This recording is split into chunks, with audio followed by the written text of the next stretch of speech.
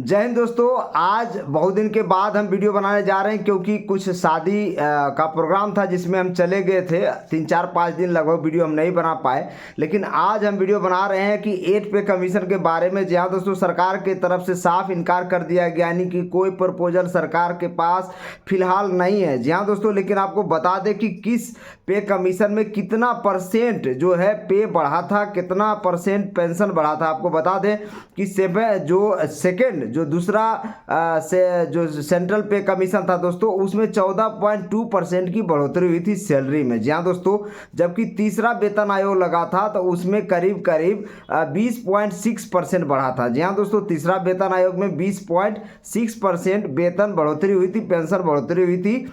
और जो चौथा वेतन आयोग लगा था दोस्तों, उसमें करीब करीब 27.6% की बढ़ोतरी हुई थी। जहां दोस्तों इस तरह से यानी कि चौथा में भी 6% की बढ़ोतरी हुई थी। अब पांचवा पे कमीशन लगा था दोस्तों तो 31% की वृद्धि हुई थी पांचवा पे कमीशन में। लेकिन छठा पे कमीशन के लिए बल्ले बल्ले था सभी कर्मचारियों के लिए, चाहे तो केंद्र सरकार के हों चाहे तो राज्य सरकार के हों, क्योंकि छठा वेतन आयोग लगा था दोस्तों तो करीब करीब 54% वेतन वृद्धि हुई थी। 54% छठा वेतन आयोग में। वही सातवां वेतन आयोग में मामूली वृद्धि हुई थी, 14.29% का वृद्धि हुई थी। जहां दोस्तों अब जब 8 पे कमीशन लगना है 1 जनवरी 2026 से, तो सरकार के पास कोई प्रपोजल नहीं है। जहां दोस्तों यानी कि आपको बता दें अभी यूनियन का चुनाव हुआ, पूरे संगठन रेलवे में खास करके 13 लाख कर्मचारी कार्यरत हैं, और जब चुनाव हुआ दोस्तों तो जो जीत का परसेंटेज था लगभग 1 नंबर पे 2 नंबर पर AIRF के कुछ जगह पर जीत हुई है और कुछ जगह पर NFIR का जीत हुआ है। यानी कि दोनों यूनियन ने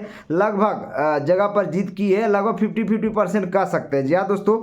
और NFR जो रेलवे है दोस्तों, यहाँ पर तो 5 डिवीजन में एम्प्लॉय यूनियन ने जीतबाजी हासिल की, यानी जीत मारी है। जी हाँ दोस्तों। जबकि बॉक्सअप की हाल बताएं तो जो बोएगांव रेलवे बॉक्सअप है वहाँ पर मजदूर यूनियन ने जीत हासिल की, जबकि डिब्रूगढ़ बॉक्सअप में भी मजदूर यूनियन ने हासिल की। जी हाँ दोस्तों। इस तरह से मिला जुला प्रतिक्रिया रहा।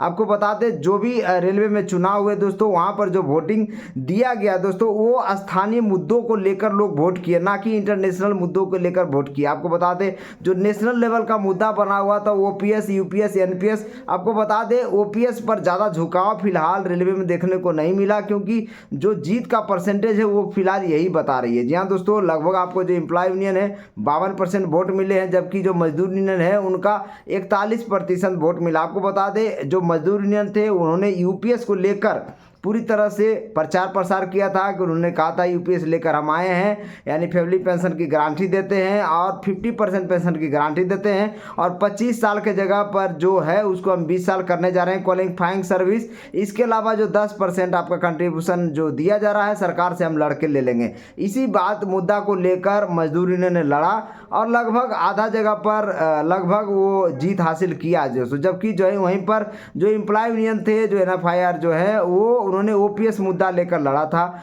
और OPS का जीत भी हुआ है। बहुत जगह पर उनका परसेंटेज अब वोट काफ़ी बढ़े हैं। जी हाँ दोस्तों। OPS को लेकर पूरे देश में आपको पता ही होगा, UPS के लेकर पूरे देश में आक्रोश है, जिसके चलते कुछ वोट का शिफ्टिंग जो है मजदूर यूनियन का शिफ्टिंग जो चला गया है एम्प्लॉय यूनियन में। जी हाँ दोस्तों। ये बात मजदूर यूनियन को भी अब सोचना पड़ेगा, क्योंकि वो UPS को लेकर ज़्यादा दिन तक चल नहीं सकते, क्योंकि सरकारी कर्मचारियों में काफ़ी आक्रोश है। जो समझदार सरकारी कर्मचारी हैं उनमें खास करके काफ़ी आक्रोश है, जो ना समझ हैं वो तो अभी भी उसी धरले से चल रहे हैं। जी हाँ दोस्तों।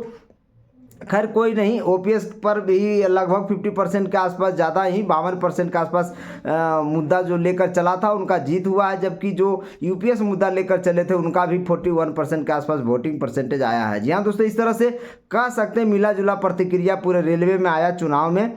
अब देखना है कि रेलवे में काम किस तरह से होता है, क्योंकि इस पर काफ़ी अपेक्षा थी। 12 आपको पता होगा 4 दिसंबर 5 दिसंबर 6 दिसंबर को चुनाव हुआ था, 12 दिसंबर को रिजल्ट आ गया। तो ये रिजल्ट काफ़ी मिला जुला प्रतिक्रिया रहा, 50-50 कह सकते हैं, इसमें कोई दो राय नहीं है। लेकिन आपको हम एक चीज़ बता दें, OPS काफ़ी मुद्दा गर्म रहा पूरे देश भर में। रेल में भी जो चुनाव हुए उसमें भी काफ़ी OPS मुद्दा बना, और जो ऐसे भी MP MLA के चुनाव होता वहाँ पर भी OPS मुद्दा बनता ही है। जी दोस्तों। आपको बता दें सरकारी कर्मचारी का बुढ़ापे का लाठी का सहारा है, और हर एक कर्मचारी चाहता है कि OPS बहाल हो, लेकिन वो किसी संगठन से जुड़े होने के कारण वोट उन्हीं को दे दिया जाता है। जी हाँ दोस्तों। खैर कोई बात नहीं, उनका अपना विचार है।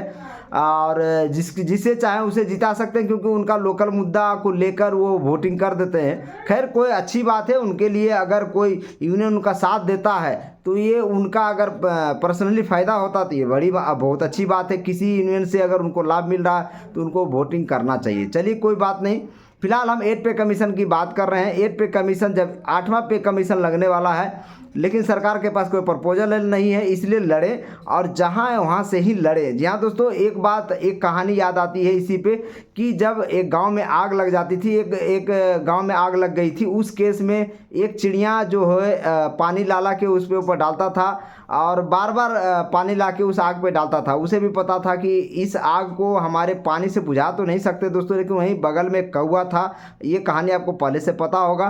कौवा टुकुर टुकुर देख रहा था तो उन्होंने बोला कि क्या तुम्हारे पानी से क्या आग बुझ सकता है क्या? तो सांप चिड़िया बोला कि देखो ऐसा बात है कि जब भी हमारा नाम होगा तो आग बुझाने वालों में नाम होगा, और तुम्हारा नाम जब भी होगा तो मूक दर्शक वालों में होगा। जी हाँ दोस्तों, तो मूक दर्शक बन के ना रहें, ओपीएस के लिए लड़ाई लड़ें, 8 पे कमीशन के लिए लड़ाई लड़ें। आपका 3 बार का डीए बाकी है, उसके लिए लड़ाई लड़ें। जी हाँ दोस्तों, जब तक आप लड़ाई सरकार से नहीं लड़ेंगे, सरकार आपके ऊपर ध्यान नहीं देगी, क्योंकि सरकार को क्या पड़ी है। जी हाँ दोस्तों, सरकार तो ऐसे भी चुनाव के आ गई है और वो 5 साल तो चलाएगी, लेकिन आप जब तक लगातार मांग करते रहेंगे, सोते जागते उठते बैठते हैशटैग ओपीएस चलाते रहें, लगातार सरकार से मांग करते रहें, जहां संभव हो वहां तक अपना पैर भी भिराते रहें। जी हाँ दोस्तों, इससे क्या होगा कि ओपीएस का मुहिम चलता रहेगा, ओपीएस जिंदा रहेगा। जी हाँ दोस्तों, आपको पता होगा 2004 में जब एनपीएस लागू हुआ था तो बहुत कम कर्मचारी थे जो जगे हुए थे, बाकी सब सो रहे थे, और यही कारण था कि सरकार से उतना बड़ा प्रोटेस्ट आप लोग नहीं कर पाए थे। आज 20-21 साल हो चुका है, जब यूपीएस आया है तो आक्रोश और ज़्यादा बढ़ गया है, जहाँ तहाँ आंदोलन देखने को मिल रहा है।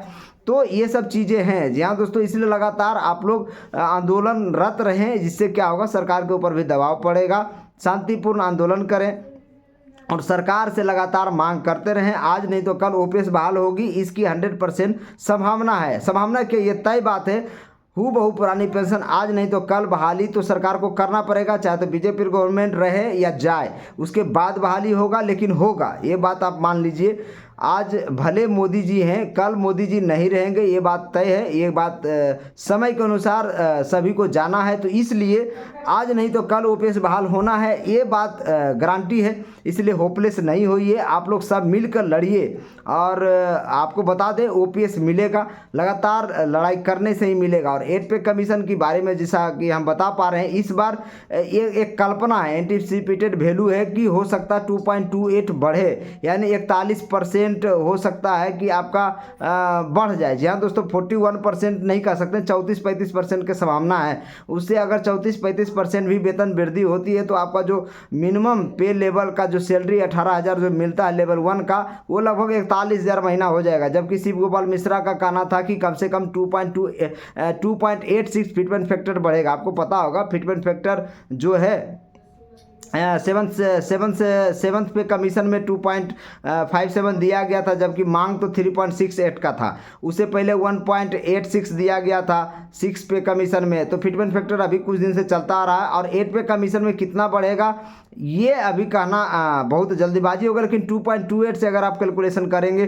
तो लगभग 41,000 लेवल 1 वालों को सैलरी बन जाएगी। जी हाँ दोस्तों, और पेंशन में भी उसी तरह से बढ़ोतरी होता है, जिस तरह से सैलरी बढ़ती उसी तरह से पेंशन भी बढ़ता है। 41,000 अगर आपका वेतन बढ़ जाता है तो उसका आधा जोड़ लीजिए, 20,500 के आसपास आपका पेंशन बनने लगेगा। लेकिन शिव गोपाल मिश्रा का कहना था कि 2.86 बढ़ेगा फिटमेंट फैक्टर, उसके लिए सरकार से मांग कर रहे हैं, डिमांड कर रहे हैं। अगर शिव गोपाल मिश्रा का अगर सरकार बात मानती है तो आपका जो बेसिक है लेवल 1 का 18,000 से सीधे बढ़ के 51,000 के आसपास हो जाएगा।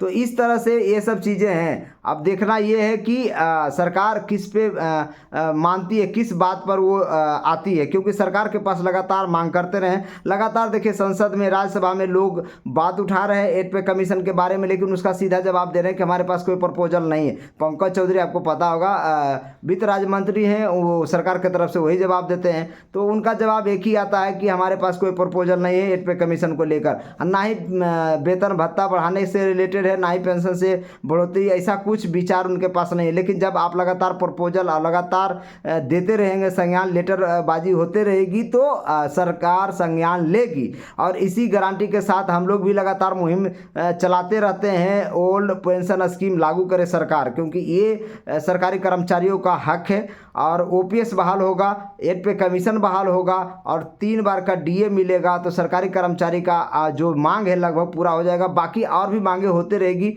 बहुत सारे चीज़ें हैं जो आगे भी चलता रहेगा, क्योंकि ये चीज़ें ख़त्म होने वाली चीज़ नहीं है। सरकार और सरकारी कर्मचारी एक दूसरे के पूरक होते हैं। जी हाँ दोस्तों, इसलिए मांगे चलती रहेगी। सरकार कितना पूरा कर पाती है ये तो आने वाला वक्त ही बताएगा। फिलहाल मेरे चैनल को लाइक करिए, शेयर करिए, सब्सक्राइब करिए। और भी कुछ अगर नोटिस और कोई भी न्यूज़ होगा तो सबसे पहले आपको पास हम लेकर आएंगे। जय हिंद।